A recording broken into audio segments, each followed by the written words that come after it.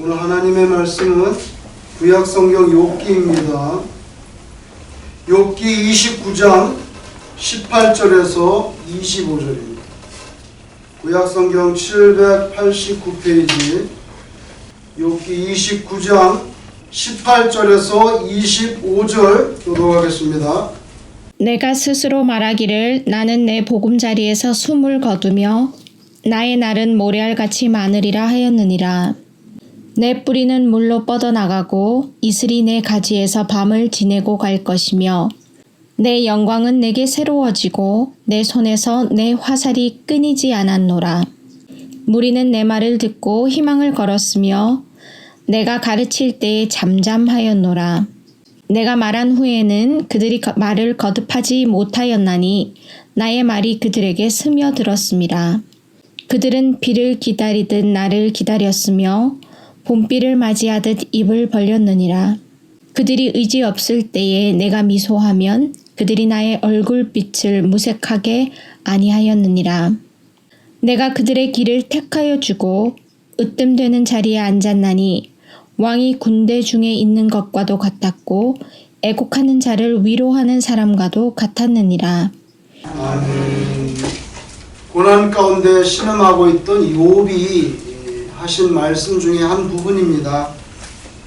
원래 타관에서 죽는 객사, 고향에서 멀리 떨어져서 이렇게 타관에서 죽는 객사는 어디서나 불행의 대명사로 여겨지는데요. 그래서 우리는 젊을 때에 한 500년쯤 살 것처럼 그렇게 생각을 하는데, 오늘 욥도 자기 자신의 과거를 회상하면서 말씀하는데 우리하고 비슷합니다. 18절에 보면 과거 풍요롭게 살고 잘 나갈 때 뭐라고 말했냐면 스스로 모래알같이 많은 세월을 산다, 이렇게 말했어요. 우리 한 500년 정도 살 것으로 그렇게 생각했던 것 같아요. 모래알같이 많은 세월을 살다가 그러면서 내 보금자리에서 숨을 거두리라, 아주 평안하게 그렇게 죽을 줄로 생각했다는 거예요, 옛날에. 그러나 여러분, 삶에는 변수가 많이 있습니다. 언제 어디서 어떤 복병을 우리가 인생 살면서 만나게 될지 모르지요. 따라서 아무리 장수하고 싶고 자신의 보금자리에서 편안히 세상을 떠나고 싶어도 반드시 그 바램대로 된다고 하는 그런 보장은 없습니다. 이게 인간의 한계인데요.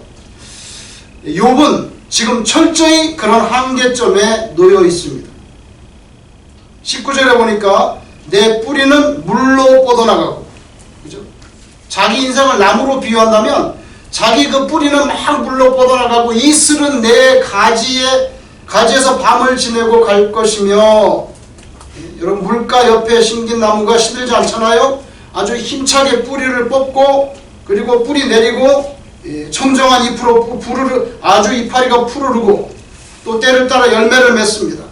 과거의 욥도 그렇게 아주 승승장구했다는 거예요. 만사가 형통했고 부와 재산이 나날이 늘어났으며 소위 말하는 성공 가도를 달렸던 인생입니다. 또 그는 말하기를 20절에서 자기가 두 가지를 가졌다는 거예요. 그 두 가지는 뭐냐면 영광과 화살이라고 표현했어요. 욥이 자기는 영광을 가졌고 화살을 가졌다는 겁니다.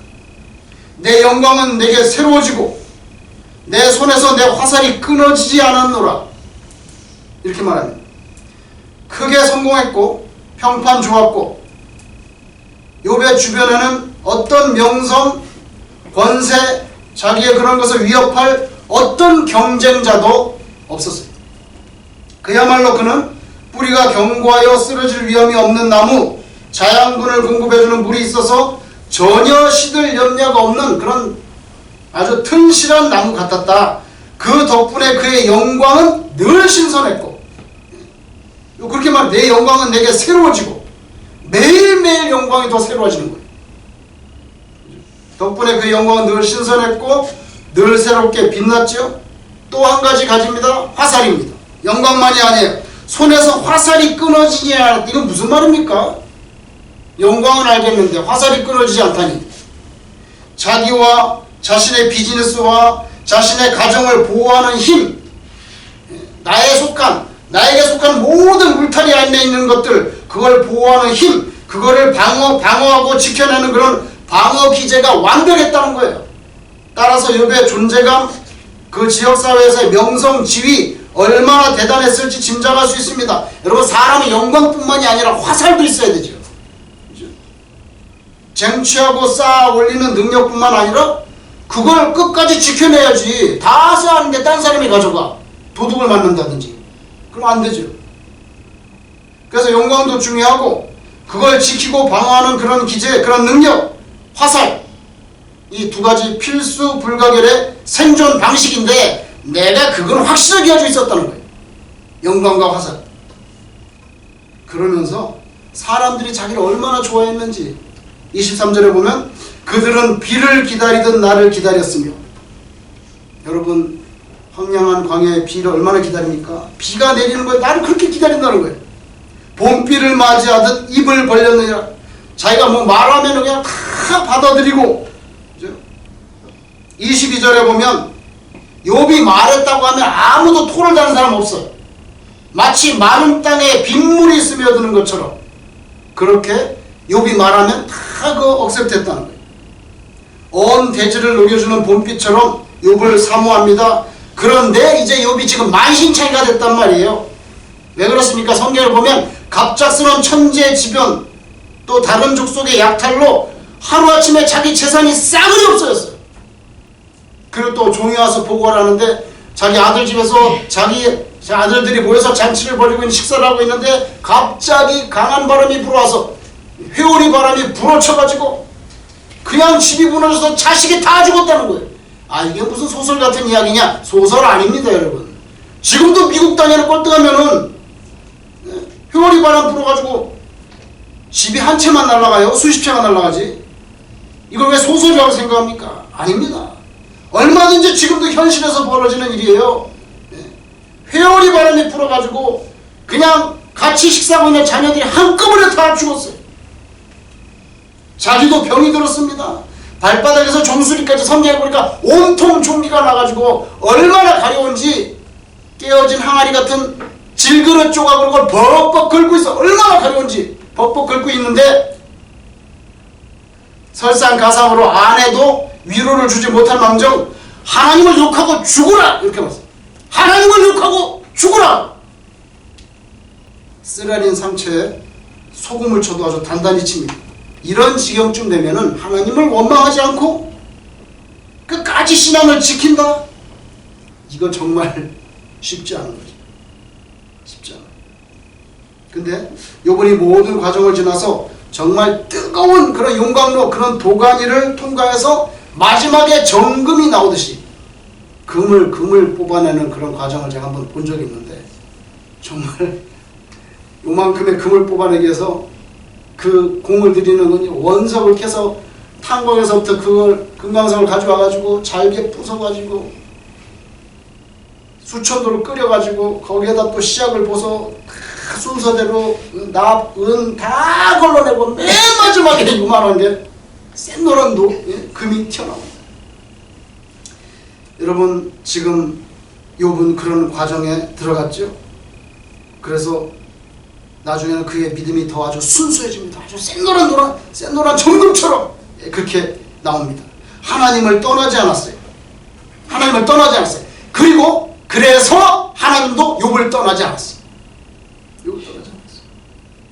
어떤 사람의 그 속의 본질, 그건요 우리가 겉으로 잘 판단할 수가 없어요. 근데 그 사람의 아주 지독한 곤란 속에 들어갈 때, 어찌할 수 없는 추락 속으로 빠져 들어갈 때, 그때 그 사람의 진짜 모습이 나와요. 밥 먹을 수 있고 사지 움직이고 정신 똑바르고 뭐 괜찮게 살 때는 그 사람의 속을 볼 수가 없어요. 볼 수가 없는데 그 사람이 아주 지독한 곤란 속으로 떨어질 때, 그때 이제 그 사람의 본색이 나온단 말이죠. 왜냐면 그때는요 거짓이나 위선이나 가식 이런 거로 포장할 기운이 없어. 그때는 기운이 없다고. 그냥 있는 그대로 그냥 나오는 거예요. 그게 진짜 모습이에요. 욥은 하나님을 줄기차게 찾았습니다. 하나님을 만나고 싶어 했습니다. 성경 읽어보면 하나님을 떠나지 않고 자결하지도 않았습니다. 한국에 보면 껐떡하면 자결하잖아요. 뭐 생활고 자결 별것도 아닌 것 무슨 뭐 연예인들 무슨 공황장애 자결 최진실이 자살한 이후로 코리아에는 자살하는 귀신이 들었어요. 제가 볼 때 끝없이 자살을 해요. 옛날엔 그렇게 자살 안 할 거예요. 연예인들이. 생각해 보세요. 그 최진실 자살하고 나서부터 계속 어떡하면 일주일에 한 번씩 20몇 살짜리 가.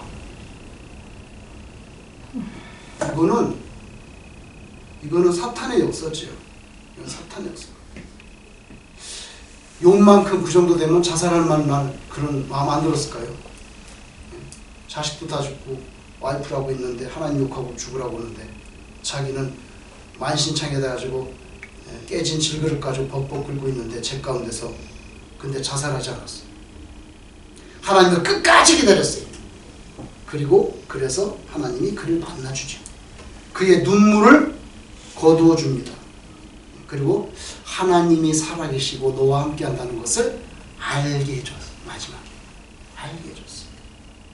여러분 우리가 이 땅에 살면서 아주 작은 거 아주 요만한 것부터 아주 이 우주의 큰 그런 별 행성까지 어마어마하게 큰 것까지 그 자세한 거 우리가 알지 못해요. 여기 이렇게 아름다운 꽃이 있는데 이 꽃이 어떻게 이렇게 아름답게 이렇게 핍니까? 이런 봉우리에서 어떻게 이렇게 갈고리 같은 모양이 나오고 어떻게 색깔이 다 다릅니까? 이거 몰라요.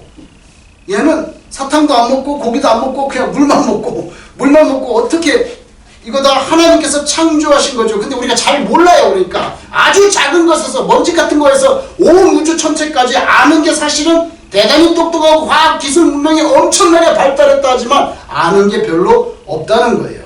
없어요. 하나님은 창조주이십니다. 모든 것을 창조하신 분이에요. 신자라는 것은 그 어마어마한 하나님, 이 모든 어마어마한 것을 창조하신 더 어마어마한 하나님, 그 하나님을 깨닫고 그분께 예배하고 그분이 원하시는 뜻대로 살기를 소원하는 그런 사람이 신자예요. 여러분 우리는 도대체 이 우주에 얼마나 많은 별들, 우리가 행성, 항성 얼마나 많은 별들이 있는지 우리는 짐작조차 할 수가 없어요. 우리가 아는 거라는 건 겨우 우리 태양계 뿐이에요. 태수, 금지, 화목토, 태양, 수성, 금성, 지구, 화성, 목성 요거 몇 개밖에 몰라요 사실은. 그런데 이 우주에는 이런 태양계 수준의 규모가 거의 무한대로 펼쳐져 있어요. 그게 다 부딪히지 않고 다 돌아. 자전하고 공전하고. 이거 어떻게 누가 가능하는 거예요? 이게 저절로 도는 거예요? 저절로 어떻게 똑같이 이렇게 속도 맞춰서 자전도 하고 공전도 해서 낮과 밤이 생겨? 이게 어떻게 저절로 됩니까? 우리는 모든 행성들 전체로 보면요, 이 온 우주를 보면 모래알 만한, 모래보다도 작지, 모래보다도 작다고 표현할 수 있는 지구상에, 거기서 또 이 뉴욕에, 거기서도 또 한 동네에 우리가 살아갑니다. 우주는 어떤 체계로 어떤 쇼가 벌어지고 있는지 거의 우리는 몰라요. 하나님이 지으신 세계는 이렇게 무궁무진한데 그렇게 큰 거 말고 아주 작은 것들에 대해서도 솔직히 거의 아는 게 없습니다. 여러분 20세기에 와서 동성애가 아주 표면적으로 엄청나게 이렇게 많이 생겨났죠. 동성애를 하는 과정에서 그 발생하는 병이 후천성 면역 결핍증이라서 우리가 소위 말하는 에이즈입니다. 이거는 동성 간의 동성애에서 발생해요. 근데 이거 약이 없어요. 약이 없어요. 약이 없으니까 완치가 불가능해요. 어떻게 그런 병이 생기는지도 솔직히 정확히 모릅니다. 근데 하나님께서 그걸 금하셨는데 동성결혼, 동성애를 하나님께서 거기 병을 줬어요. 근데 최근에 미국에 아주 좋은 대학이 있습니다. 듀크 대학이라고. 어떨 때는 하버드보다 더 좋다 그래요. 듀크 대학 의과대 교수 연구진들이 특이한 거 하나 발견했어요. 그게 뭐냐면 이 무서운 질병을 일으키는 이 인간의 면역을 결핍시키는 바이러스죠. 에이즈를 만드는 바이러스, HIV, 인간 면역 결핍 바이러스, 요거를 이게 어떻게 인간에게 이게 감염이 되냐는 거예요. 감염이 되는 거예요. 저도 에이즈 걸린 사람 우리 교회에 한번 찾아왔었어요. 필라델피아에. 예배를 드리는데 백인 여자인데 딱 보니까 에이즈 걸렸더라고요. 온 몸이 뭐 쳐다볼 수가 없어요. 사람들이 다 피해. 다 피한다. 화장실 좀 쓸 수 있냐고. 아이 쓰시라고. 교회인데 화장실 못 쓰냐고. 교회 화장실 쓰시라고. 그 사람 다녀갔는데 아무도 화장실 들어가잖아. 아무도 들어가잖아. 청소도 안 하려고 그래. 누가 해야 돼? 누가 해야 돼? 제가 해야지. 아무도 안 하는데 사찰도 안 들어가려고 그래. 안 들어가려고 그래. 안 들어가려고 그래. 누가 청소를 해야 될 거 아니야. 여러분 얼마나 무서운지 몰라요. 옆으로 지나가기만 해도 슬슬 피합니다. 근데 어떻게 그런 HIV 그 바이러스가 인간에 감염되는지를 듀크대 이 의대 교수들이 요번에 밝혔단 말이에요. 이거 보이지 않아. 이거 균이 보이지가 않아. 웬만한 현미경을 들이대도 보이지 않아. 특별한 장치를 가지고 X선을 쫙 쏘여가지고 이거가 어떻게 사람 몸에 들어가는지를 봤어요. 봤단 말이에요. X선을. 특별한 장치. 이거 아무도 볼 수 없는데 의과대 교수 이걸 보는데 이거 성공했단 말이에요. 여러분 보세요. 사람 몸에는요 무슨 병균이 들어오면 막아내는 세포들이 있어요. 병균이 딱 들어오면 막아내. 그죠? 백혈구도 막 발동해가지고 막 막아내죠. 막 싸웁니다. 막 싸우다가 죽은 시체들이 그 백혈구 죽은 시체들 우리가 소위 말하는 고름이에요. 근데 사람 몸에는 이 병균이 들어올 때 막아내는 세포들이 있어요. 그 T세포라고 그래요. 이거 병균이 딱 들어오면 알아쳐서 바로 가지고 막아내. 왜냐면 이거 살려야 되니까. 하나님이 그렇게 만들었어요. T세포라는 게 있는데 이게 병균 막아내면 면역세포인데 이 T세포가 눈에 보지도 않네 이게. 근데 이게 뭘 받아들일 때는 수용체로서 이게 쫙 입을 벌려 이렇게 쫙 벌린다고. 이게 수용체. 근데 T세포가 뭐가 들어오면 이렇게 자기가 먹을 게 있어서 쫙 벌리는데 HIV 바이러스가 딱 들어와요. 그러면은 T세포가 이렇게 수용체를 딱 펼치면 얘가 가서 딱 달라붙어. 뭐 우주선 달라붙듯이 딱 가가지고 탁 달라붙어요. 달라붙는데 이 HIV 바이러스 겉표면이 당분 아시지? 당분. 당 단백질이 여기 있는데 이 당 단백질이 딱 달라붙어. 그리고 당 단백질이 달라붙으면서 이 단백질이 문을 촥 열어. 자기 문을 연다고. 문을 열면 이 안에 있는 HIV 바이러스 RNA가 문이 열리기로 딱 기다리다가 당 단백질이 문을 딱 열면 들어가가지고 T세포 속으로 싹 들어가. 사람 몸에 들어오는 거예요. 이 RNA가 들어와서 DNA로 바뀌고 그 다음에 T세포에 있는 DNA에 딱 붙어가지고 그 속에 들어가가지고 스스로 HIV DNA를 자가 복제하는 거예요. 막 복제하는 거예요. 그래가지고 온몸에 HIV 이 바이러스를 막 퍼뜨리는 거예요. 근데 그거를 갖다가 화면으로 봤단 말이에요. 이제까지 아무도 본 사람이 없어요. 그런데 여러분 이 사람에게는 하나님께서 T세포를 줘가지고 병균이 들어오면 이걸 잡아먹는다. 병균을 잡아먹어. 이거 죽이는데 이거 탁 열면은 요 HIV 바이러스가 딱 달려가지고 탁 달라붙는데 어디 가면 당 단백질이 딱 달라붙어서 자기 문을 쫙 열어줘. 그러면 이 안에 있던 HIV 바이러스가 팍 들어가는데 100만 분의 1초에 들어간다고. 그걸 밝혀냈어. 100만 분의 1초 만에 이게 들어간단 말이에요. 이게 들어가는 시간이. 이거를 특수 장비로 해서 엑스선 촬영을 밝혀냈어요. 이거 어떻게 막아내겠어요? 사람이. 이렇게 해서 에이즈 걸리는데 하나님이 이렇게 천병이라고 그래요. 하나님 주셨다고 해서 천병이라고 그래요. 이걸 못 막아내. 왜 못 막아내냐면 100만 분의 1초 만에 들어오는 걸 막을 만한 약을 사람이 만들 수가 없다는 거예요. 1초 만에 들어와도 막아보겠지만은 1초를 100만 개로 쪼개가지고 그 100만 분의 1초 만에 HIV RNA가 뚫고 들어와 T세포 속으로. 그래서 옛날에도 천병이라고 했어요. 여러분 우주에 있는 별도 잘 모르지만은 눈에 보이지도 않는 이거 눈에 아무리 봐도 보이지도 않는 이런 그 바이러스 이런 거 하나가 100만 분의 1초 만에 T세포를 뚫고 들어가는 거. 요걸 막으려면은 요 HIV 바이러스 겉에 있는 당 단백질이 문을 못 열게 해야 돼. 문을 열면 100만 분의 1초 만에 뚫고 들어가니까 문을 못 열게 해야 되는데 그 문을 못 열게 하는 약을 만들어야 돼. 그거 어떻게 만들어? 눈에 보이질 않아. 일단 눈에. 여러분, 이게 뭡니까? 이거 다 하나님의 컨트롤 안에 있는 거잖아요. 그렇죠? 뭐 이런 종이 하나도 이거 아무도 만든 사람이 없이 어디서 풀밭에서 이거는 그냥 자연적으로 솟아났다고 그러면 누가 이걸 믿겠냐고. 이 종이가 어떻게 자연적으로 솟아나. 이거 제지 공장에서 나무 잘라가지고 펄프해가지고 이거 종이 만들어냈지. 이것도 다 만든 거지. 어떻게 이게 자연스럽게 나오냐고요. 어떻게 바이러스가 그렇게 단백질 열고 100만 분의 1초 만에 RNA가 튀어들어가서 그게 DNA로 바뀌고 또 그게 T세포에 붙어가지고 자가복제를 막 해가지고 사람을 면역을 담당하는 T세포를 다 죽여가지고요. 감기만 들어도 다 걸리는 거예요. 마지막에 어떻게 죽여요? 병원에 무균실에 누워가지고. 왜냐면 균이 들어오면 죽으니까 그냥 무균실에 누워서 있다가 가족 들어올 수 없어요. 거기는 그냥 쓸쓸하게 가는. 여러분, 이런 생물학적인 기제, 이런 디테일한 바이러스 세계 하나도 아무도 지은 게 없어. 바이러스 T세포도 만든 사람도 없고 뭐 이런 거 아무도 그냥 저절로 생겨났어. 우연히 그냥 생겨났어.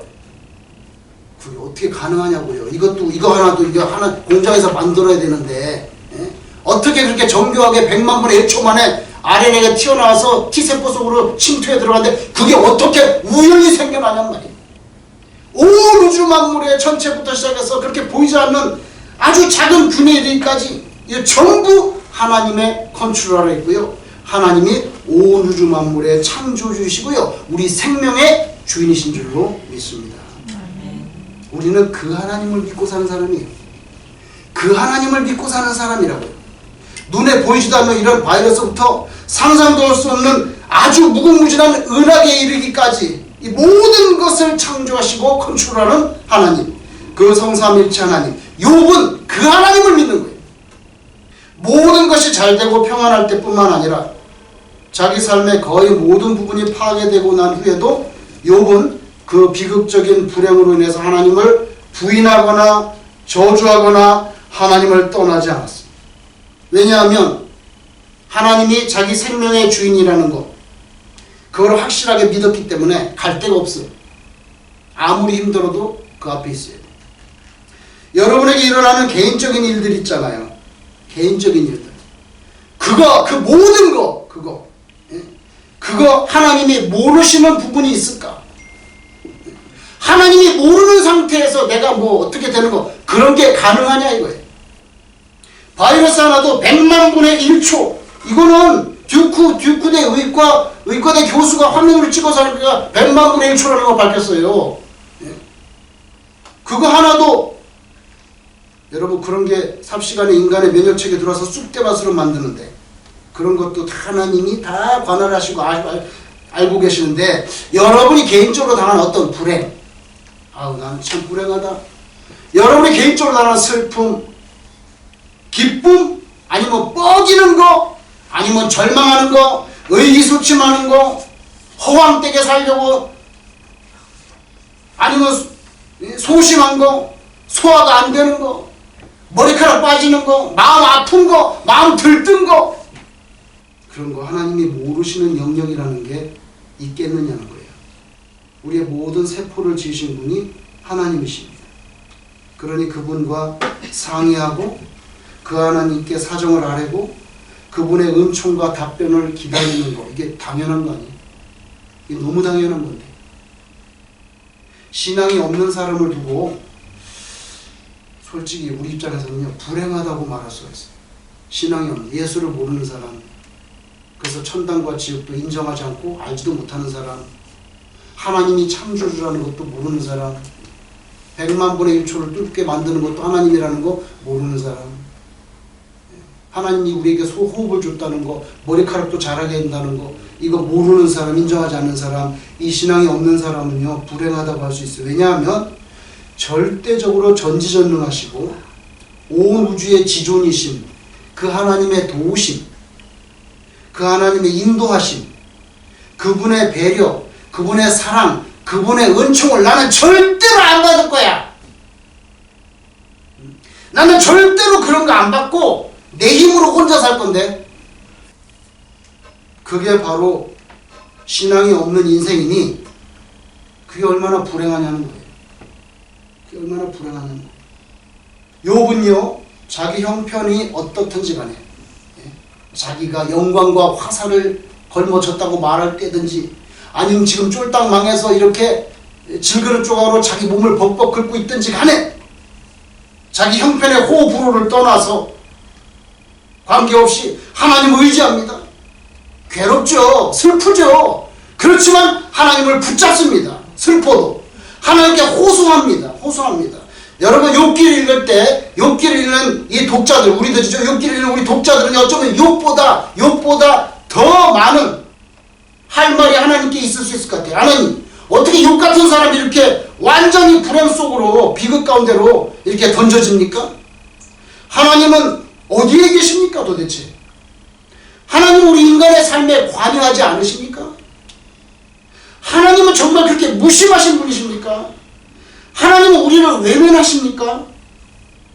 어디에 계십니까? 나의 이 역경과 고통에 대해서 관계치 않으십니까? 이런 질문들. 그렇지 않습니다. 하나님은 하나님이에요. 우리의 속사정을 누구보다 잘 아시죠. 왜냐하면 우리를 지었기 때문에. 아멘. 그리고 우리를 사랑하기 때문에. 여러분은 자식이 만약에 한 3일 동안 밥을 안 먹고 있다 그러면 먹든지 팔든지 뭐 지가 알아서 하겠지 이럽니까? 한 일주일 동안 밥을 안 먹고 있다 그러면 지가 알아서 할 거야 이럽니까? 그렇지 않죠. 육신의 부모도 그런데 하나님이 우리를 지으신 분인데 지독한 고난 속에 던져진 욥이 하나님을 버리지도 않고 저주하지도 않고 떠나지도 않고 자살도 안 했어요. 끝까지 하나님을 찾습니다. 어디 계시냐고, 나오시라고. 하나님 나오시라고, 날 도와주시라고. 왜 대답 안 하시냐고. 저는요, 이 자세가 대단히 좋다고 생각해요. 대단히 좋다고 생각해요. 응답을 오랫동안 안 하셨어요. 끝까지 자살도 안 하고 떠나지도 않고 하나님 원망도 안 하고 끝까지 매달 어디 계십니까? 찾습니다. 두드립니다. 매달립니다. 드디어 하나님이 나타납니다. 욥기 38장에 나타났어요. 그래갖고 말씀을 주는데 그렇게 내 형편을 좀 도와달라고 어디 계시냐고 그러는데 나타나셔가지고 무슨 말씀 하시냐세요? 내가 너를 도와주마. 이러면 좋겠는데 이러지 않고 무슨 말씀을 하죠? 욥기 38장 39장에 장문의 말씀을 하세요. 그동안에 말씀 안 하고 밀린 거 한꺼번에 다 말씀했는데 주로 제가 예를 들어볼게요. 무슨 말씀하냐면 내가 땅에 기초를 놓을 때 너는 어디 있었냐? 바다가 그 모태에서 터져 나올 때 문으로 그것을 가둔 자가 누구냐? 바닷물이 터져 나올 때 문을 막았다. 그래서 모래사장 이상으로 넘어오지 않게 하셨다는 얘기예요. 그렇게 말씀을 해요. 바다가 그 모태에서 터져 나올 때 문으로 그것을 가둔 자가 누구냐? 나라는 거죠. 비, 여러분 한몇 살 전에 비 있잖아요. 비에게 아비가 있느냐? 비를 누가 낳냐는 거예요. 누가 만들어요, 비를? 비에게 아비가 있느냐?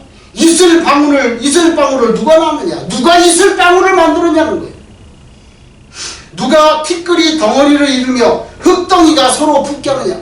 누가 흙을 붙여가지고 이렇게 땅을 만들었냐는 거예요. 그런 식의 질문. 그 다음 보세요. 네가 젊은 사자의 식욕을 채우겠느냐? 야, 사자가 배고프면 잡아먹어야 돼. 네가 그 사자밥을 다 준비해 줄 거냐고, 이 세상의 사자밥을. 그리고 또 뭐라 말합니까? 까마귀의 먹이를 마련한 네가 누구냐? 까마귀 도대체 누가 먹이냐는 거예요. 그러면서 또 이렇게 말하면 암사슴이 몇 달 만에 만삭이 되는지 네가 아느냐? 이런 말씀이에요. 사슴이 새끼를 낳는데 몇 달 만에 낳는데 그걸 네가 아냐고. 전부 이런 타조가 즐거이 날개를 치지만 타조가 막 날개를 치지만 학의 깃털과 날개 같겠느냐? 이게 무슨 말입니까? 타조도 이러면 막 날개 치는데 학의 깃털과 날개 같게 이게 뭐야? 타조는 아무리 날을 쳐도 날지 못 난다는 이야기. 여러분 욥의 인생에 대해서 하나님의 답변이 기다리고 기다렸더니 38장부터 터져 나오셨는데 하나님께서 욥에게 답변을 주는데 그래 고생 많았다. 내가 너에게 필요한 거 다 채워주마, 도와주마, 뭐 이런 게 아니었어요. 답변이 아니야. 온통 이렇게 전부 질문으로 돼 있어. 까마귀 누가 먹이냐? 사자 누가 먹이냐? 땅 흙이 어떻게 붙게 됐냐? 암사슴이 몇 달 만에 새끼 만삭된 줄 아냐? 전부 질문이야. 답변이 아니고 질문이. 이게 답이라는 거예요. 이게 답이에요. 무슨 답이에요? 욥의 그 인생의 모든 환난 가운데 주신 하나님의 답은 딱 하나예요. 나는 창조주이다. 아멘. 나는 창조주이다. 그 뭐야? 너도 누가 지었어? 내가 지었어. 그게 대답이에요. 하나님 나 지금 기합장 긁고 있고 내 자식들 다 죽었고 와이프는 나에게 하나님 욕하고 죽으라고 저주했는데 이렇게 하는데 하나님이 답변한다는 게 전부 창조에 관한 말씀이에요. 바다 뭐 까마귀. 근데 그 주제 문제 답이 뭐예요? 나는 창조주이라. 근데 이게 어떻게 내 고통에 대답이 돼요?